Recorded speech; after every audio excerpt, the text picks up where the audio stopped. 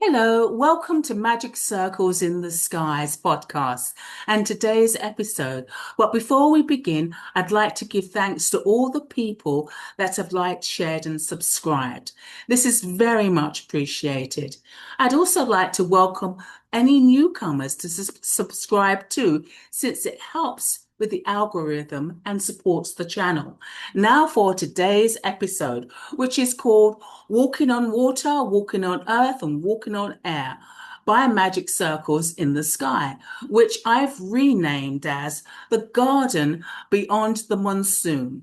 The structure will remain the same, starting off with a brief summary where I'll digress on a few highlighted sentences and give my pearls of wisdom.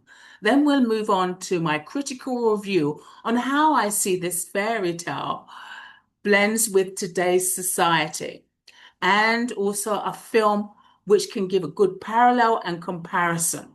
Then we'll move on to the trigger points and my quote to close.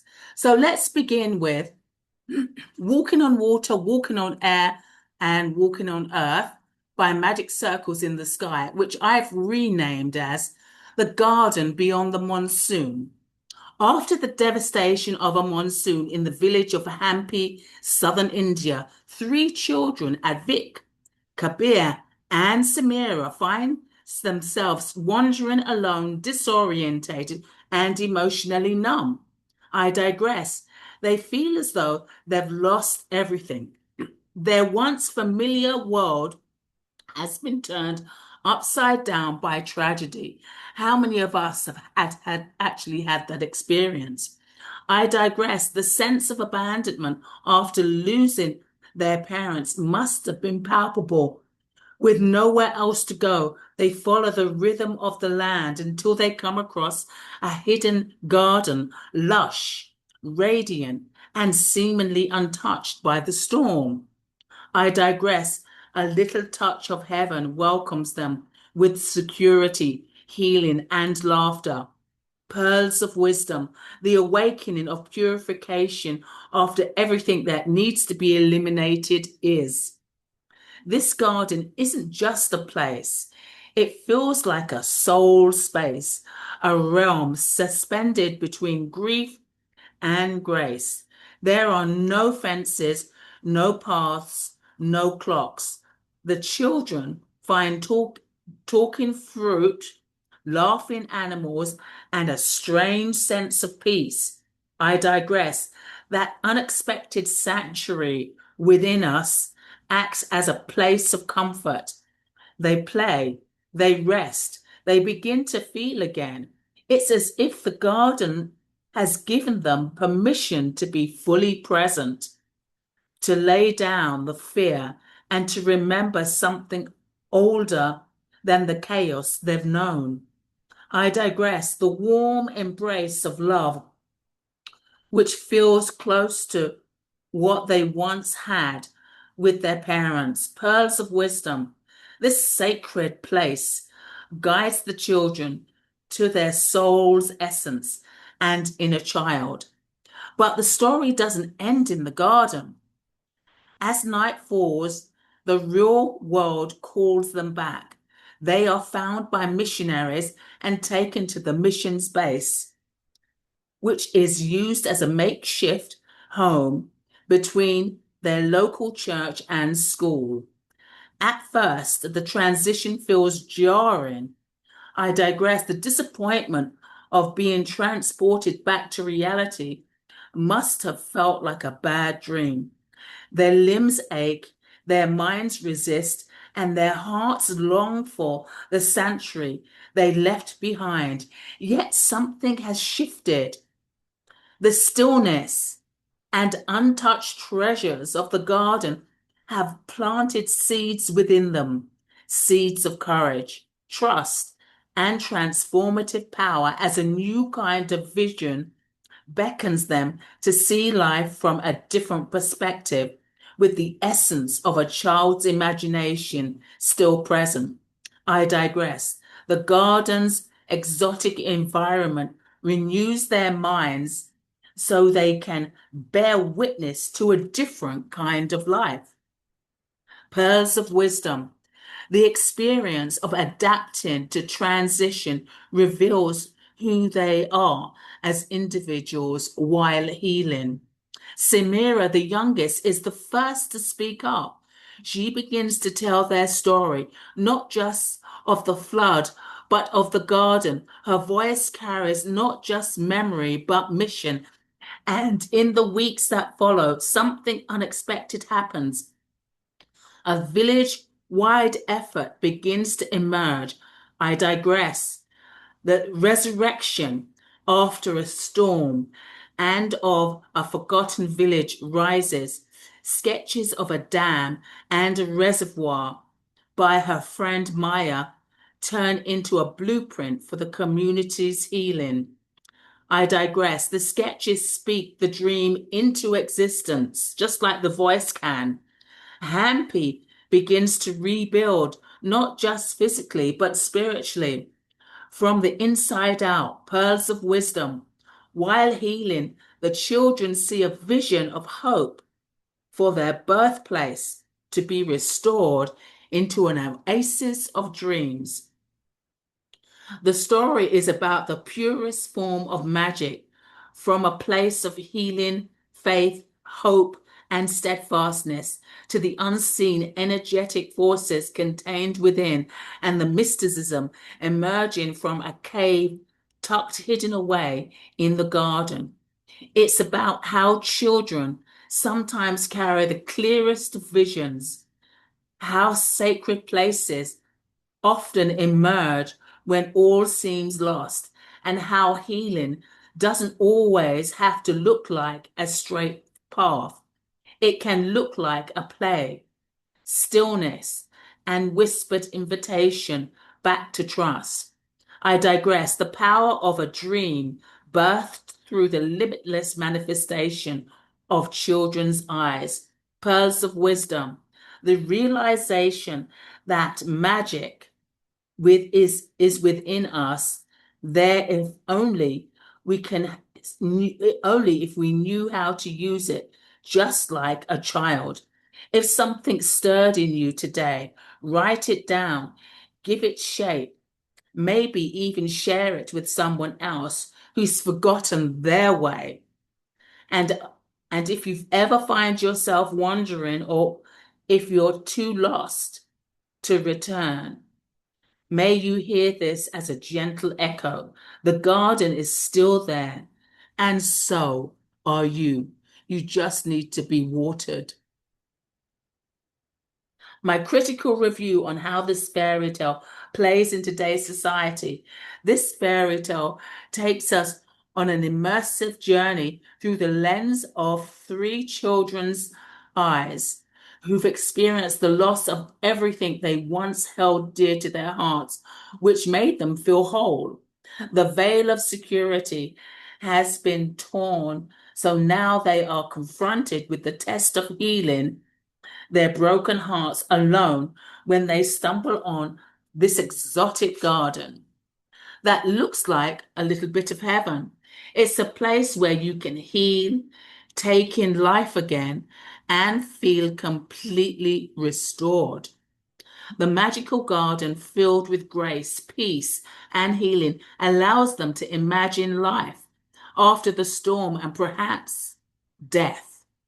The resurrection of a forgotten poor village becomes an oasis of dreams because of the smallest seed of faith planted in this magnificent garden, watered by the gratitude of their surroundings, has bestowed them with.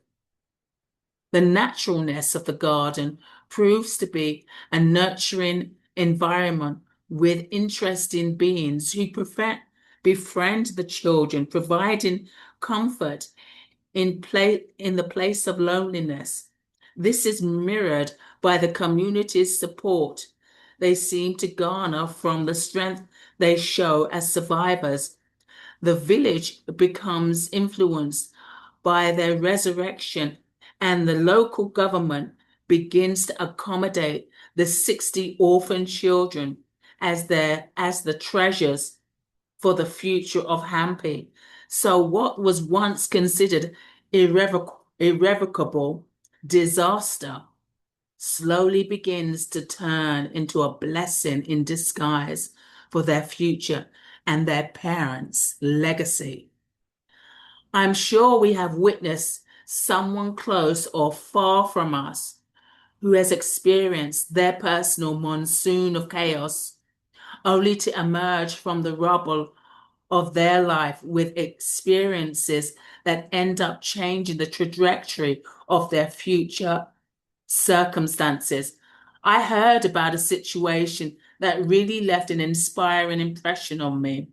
I heard about someone who had a spiritual awakening at a pivotal moment in their life when they were deep in what was perceived as a terrible addiction. It was at this time when the pharmacists and chemists were trying to control the AIDS epidemic amongst substance abusers, especially heroin users, with dirty needles. The chemists decided to provide heroin doses th- 3 times a day, if necessary, with the approval of the government. Each chemist had about 20 clients coming in 2 to 3 times a day. They got used to each person's timetable. There was a particular woman who would come in like clockwork. They expected to see her, but after 3 months, she stopped coming in. The staff were worried for her health as gradually as she gradually stopped coming in, and then she completely stopped. 6 months later, this rather clean, nicely dressed person came into the chemist to say thank you. At first, they didn't recognize her, and then someone said, Kathy, this woman who was once a substance abuser experienced a 360-degree turnaround after she had had a spiritual awakening. She realized once she was allowed to support her addiction in a safe place and in the light and in public, she no longer felt ashamed about her drug addiction. Yes, because normally the devil, for example, likes us to be in a sense of shame, so we have to do everything in the dark. But once that is brought into the light, we no longer feel the addiction is necessary. It's not even so much the addiction that is the problem that continues the substance abuse. What continues the substance abuse is that is the sense of shame and guilt. That's what really fuels it, I believe anyway. Are hiding our weaknesses in the dark. But once the policy changed during the epidemic, her life changed, people. Now we're going to move on to The Fall. The Fall is a film that I think parallels this fairy tale, The Garden Beyond the Monsoon, very well. It gives a wonderful parallel to this moving fairy tale. The Fall, it focuses on a dynamic between a disabled man and a young girl, especially their connection in the garden, like a hospital setting. Brief summary. Set in the 1920s Los Angeles hospital, The Fall centers on Roy, a paralyzed stuntman who is emotionally broken, and Alexandria, a young girl curious with a broken arm and a tender spirit. They meet in the hospital garden courtyard, a place that becomes their shared refuge, a bit like the children. To distract Alexandra, Roy begins telling her a fantastical story about 5 mythical heroes. I'm sure one of them includes him, since he was a stuntman on a quest for revenge. But Alexandria becomes emotionally invested. Her imagination begins shaping the tale, blending Roy's pain with her own sense of wonder and morality. What begins as an escape from suffering turns into something sacred. Through the storytelling bond, both characters begin to transform. Roy confronts his despair, and Alexandria helps reauthor the story with hope and with courage. Very similar. The parallels with the fairy tale Garden Beyond the Monsoon. Imagination is life's salvation, I think, especially during times of tragedy. Both stories use fantasy as a refuge from trauma. In the fall, a paralyzed man and a little girl co-create a mythic world to escape their pain, just as the children in My Fairy Tale episode seems to transmute tragedy into a dream oasis, trauma transformed into beauty. This episode, explores children healing after the killing of 130 adults during the monsoon. The fall subtly intertwines death, war, and sorrow into an epic dreamscape, ultimately showing the narrative and innocence can alchemize even the darkest histories, sacred gardens, and story of worlds.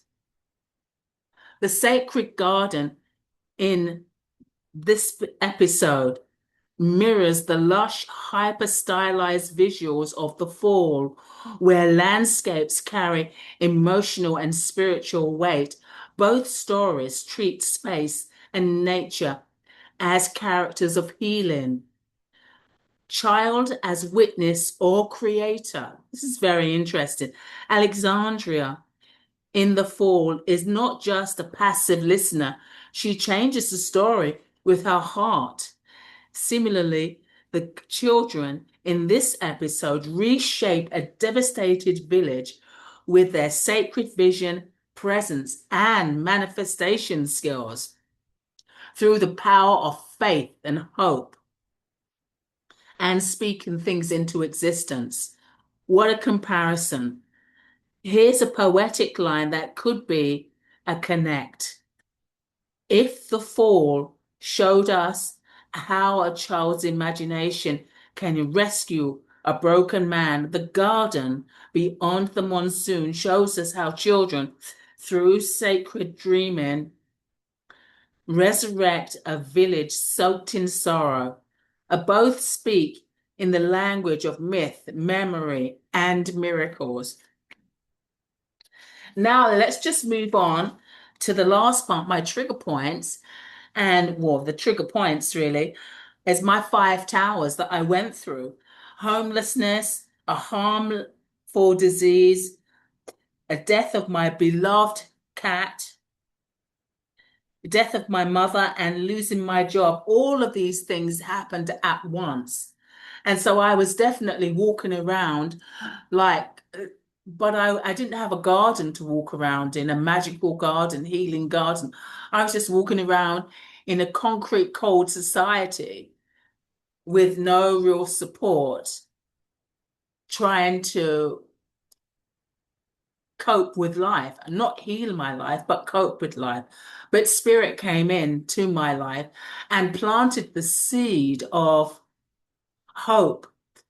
But not only planted the seed of hope, planted this tiniest seed of faith, and for me to use that faith and not spend my life and my time expecting people to help me because they weren't going to do it.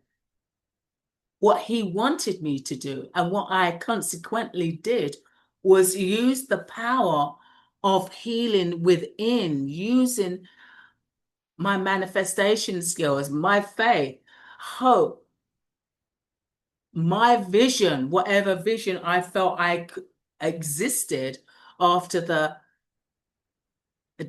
towers falling.